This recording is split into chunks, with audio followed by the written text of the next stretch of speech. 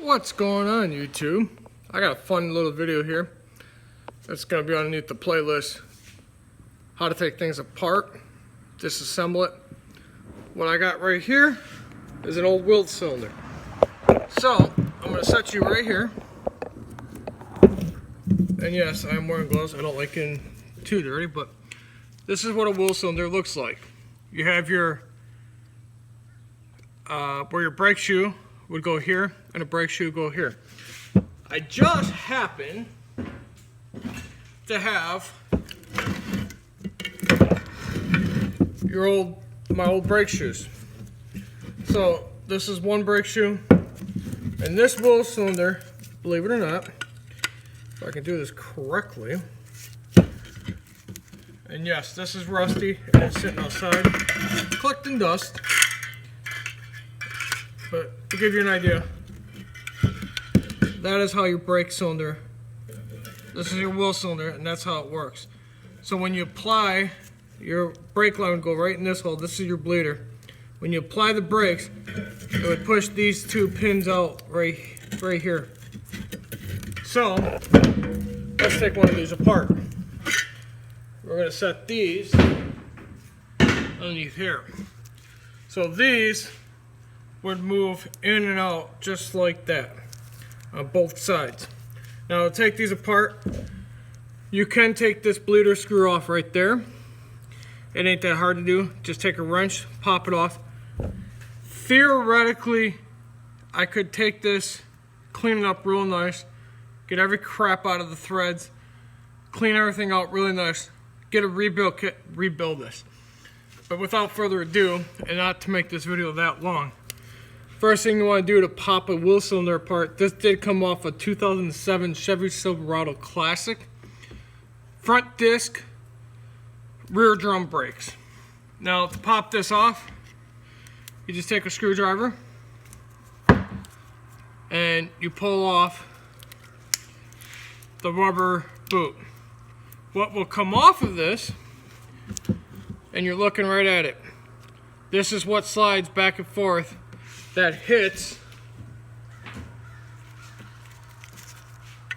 So this would be in that cylinder.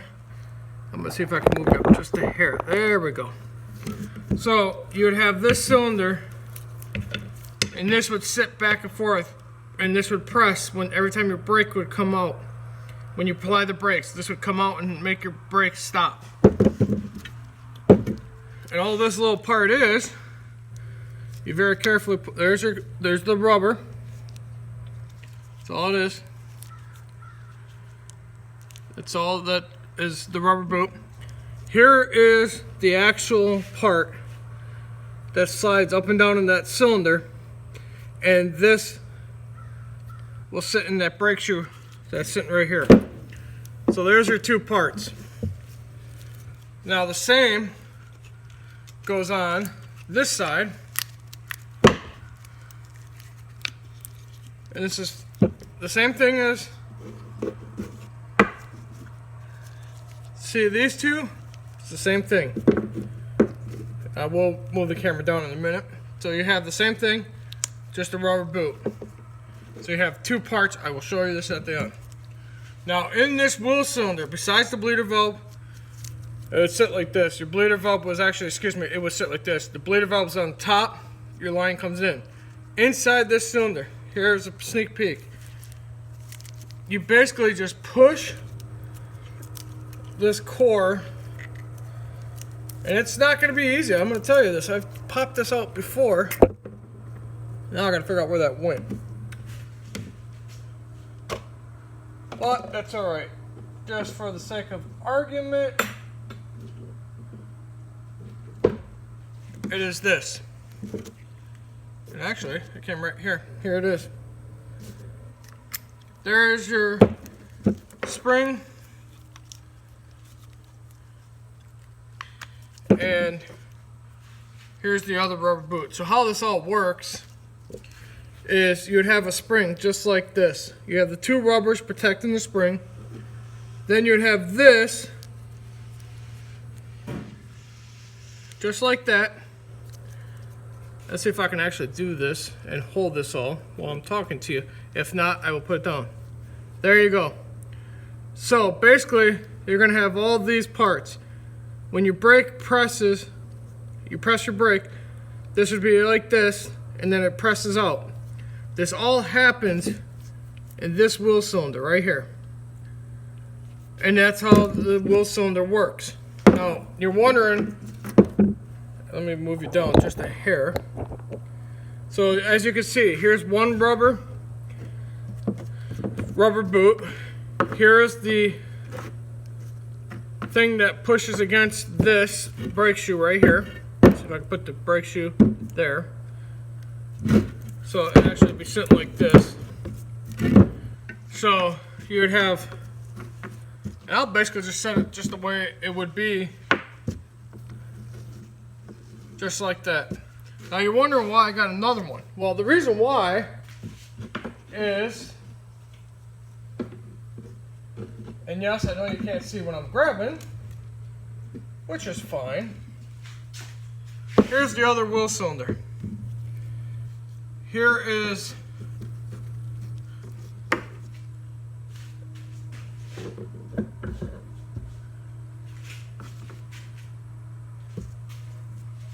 and if you really want to get technical and all that, so you're going to have a pair of these brake shoes.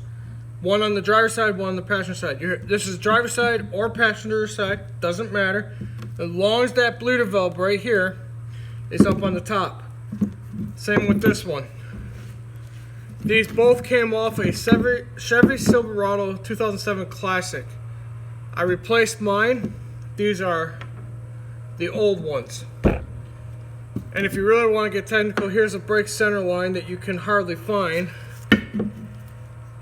And these are a pain in the ass to take off. But this is a short video on what a wheel cylinder for a 2007 Chevy Silverado looks like. Here's that part up close. And that's what the middle looks like right there. It's pretty neat. I mean, if you think about it, if you run your hand in here, and I know you can't see this, but right where that fingertip is where the hole is. And in that hole, there's two holes there. One's for the bleeder valve, one's for your brake line. The bottom hole, which you cannot see, is the brake line. The top one is your bleeder. Bleeder's always up on top because if the bleeder's not on top, you ain't gonna be able to bleed your system. I hope this video was fascinating for you. It is very interesting to see how a brake system works.